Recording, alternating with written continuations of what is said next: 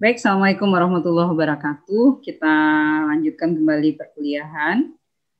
Di minggu kemarin sudah dijelaskan bahwa bank memiliki kegiatan usaha di bank syariah berbeda dengan bank konvensional. Kalau di bank syariah ada 3 kegiatan usaha bank syariah. Yang pertama adalah menghimpun dana dari masyarakat atau funding. Yang kedua adalah menyalurkan kembali dana tersebut kepada masyarakat. Dan yang membedakannya dengan konsep bank konvensional adalah jasa atau ada servis yang diberikan oleh bank syariah kepada masyarakat yang nanti bank memperoleh fee atau ujrah atas jasa yang telah diberikan itu.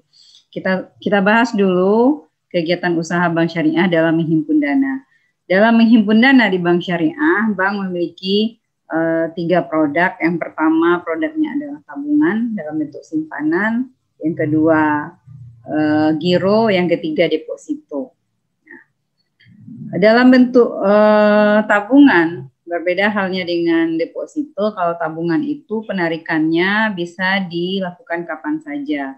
Bisa menggunakan slip penarikan. Kalau slip penarikan tentu sesuai dengan jam kerja yang berlaku di tempat bank masing-masing. Atau bisa ditarik kapan saja menggunakan kartu ATM. Nah, ini bisa dilakukan kapan saja selama ada saldonya di dalam tentunya. Nah, itu tabungan. Yang kedua adalah giro. Nah, kalau giro ini penarikannya bisa dilakukan melalui bilet cek atau bilet giro. Nah, cek ini kalau untuk produk giro ini biasanya dipilih oleh nasabah pelaku usaha, para pedagang atau pebisnis. Nah, itu agar jangan menggunakan uang cash dalam melakukan transaksi, karena membawa uang cash itu juga berisiko, sehingga mereka membuat tabungan giro sehingga mereka bisa membayar melalui selembar kertas yang disebut dengan cek. Nah, jadi cek sebagai alat pembayaran resmi. Jadi bedanya kalau di dalam tabungan dia tidak bisa ditarik dengan cek, tapi kalau dalam giro kelebihannya dia bisa menggunakan cek atau bilet giro. Nah, yang ketiga produknya bank syariah adalah deposito.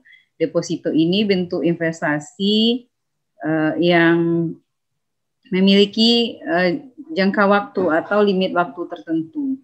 Nasabah menyimpan dananya di bank syariah dengan tujuan untuk investasi, untuk memperoleh keuntungan, akan tetapi dia dibatasi oleh persyaratan waktu. Waktunya itu bisa baru bisa dicairkan nanti kalau sudah sampai waktunya 1 bulan atau 3 bulan atau 1 tahun atau selebihnya yang sesuai dengan produk-produk yang ada di bank itu sendiri. Jadi dia ada limit waktu yang penarikannya tidak boleh diambil kapan saja kecuali dalam waktu-waktu yang sudah ditetapkan tadi. Nah, itu bedanya.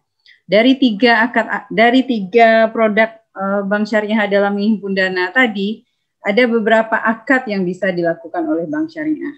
Yang pertama, akadnya dalam tabungan bisa menggunakan akad wadiah atau akadnya mudharabah. Ini 2 hal yang berbeda. Kita lihat satu persatu. Kalau akadnya itu wadiah, maka berarti nasabah menitipkan. Jadi wadiah itu adalah akad titipan di mana barang-barang yang dititipkan dapat diambil sewaktu-waktu. Pihak yang menerima titipan dapat meminta jasa untuk keamanan dan pemeliharaan. Jadi kalau untuk produk wadiah ini pada dasarnya nasabah menitipkan uangnya ke bank.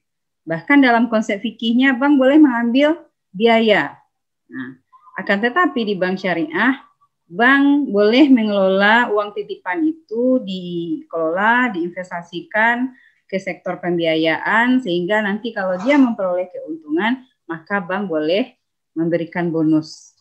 Nah, jadi bank boleh memberikan bonus karena uangnya sudah disimpan dan uangnya dibolehkan untuk dipergunakan. Nah, akan tetapi catatannya adalah bonus tidak boleh diperjanjikan di awal. Jadi berapa bonusnya dan bukan suatu kewajiban bagi bank untuk memberikan bonus. Jadi kalau bank mau berikan bonus silakan, kalau tidak juga nasabah tidak boleh menuntut karena dia bukan konsep investasi, tapi konsepnya adalah tabungan dengan cara menitip. Nah, yang kedua akad yang bisa digunakan adalah akad mudharabah. Ya. Jadi kalau ada nasabah menabung, maka akad yang ditawarkan untuk tabungannya bisa menggunakan akad mudharabah. Apa itu mudharabah? Nah, mudharabah itu adalah akad kerjasama dari dua pihak, di mana salah satunya memberikan modal. Nah, siapa yang memberikan modal dalam hal ini tentu adalah nasabah. Nasabah yang memiliki modal, sedangkan bank adalah sebagai pengelola modal.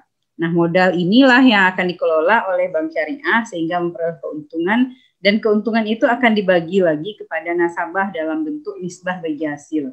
Jadi ketika nasabah menandatangani kontrak tabungan yang mudharabah, maka di sana sudah ada bentuk kerjasama, yang kerjasamanya nanti jika uang yang disimpan di bank syariah itu memperoleh keuntungan, maka keuntungannya sudah ditetapkan dalam bentuk nisbah atau persentase bagi hasil. Jadi, berapa jumlah yang akan diterimanya itu tergantung kepada tingkat keuntungan yang diperoleh oleh bank syariah. Jadi dia tidak boleh ditetapkan di awal dalam bentuk nominal. Oh, Anda kalau nabung 10 juta nanti keuntungannya setiap bulan 100.000, nggak boleh seperti itu. Kenapa? Karena dia ditetapkan dalam bentuk nisbah, dalam bentuk persentase. 50% untuk nasabah, 50% untuk bank, misalnya seperti itu. Ya, jadi dia ditentukan dalam bentuk nisbah, bukan dalam bentuk nominal rupiah. Nah, begitu juga dalam bentuk deposito. Deposito juga ditetapkan dalam bentuk bagi hasil tadi dengan nisbah bagi hasilnya yang sudah ditetapkan di awal. Ya, hanya saja jangka waktu penarikannya yang berbeda dengan tabungan atau dengan giro tadi. Jadi dua akad ini bisa digunakan dalam bentuk tabungan wadiah atau tabungan mudharabah. Biasanya perbedaannya terletak pada biaya administrasi. Nah, biasanya sering bank melakukan seperti itu. Untuk tabungan wadiah biasanya bank tidak mematok biaya administrasi. Jadi tidak ada biaya administrasi bulanan sama sekali. Karena dia tidak memperoleh keuntungan kecuali ada bonus tadi. Tapi kalau tabungan mudharabah, orientasi nasabah datang ke bank syariah itu memang untuk menginvestasikan uangnya dan berharap keuntungan, maka di sana juga ada biaya administrasi. Nah, biaya administrasi itu ditetapkan biasanya per bulan, ada biaya per bulan atau biaya ATM dan lain-lain, itu ada biayanya. Jadi itu beda kedua akad tersebut.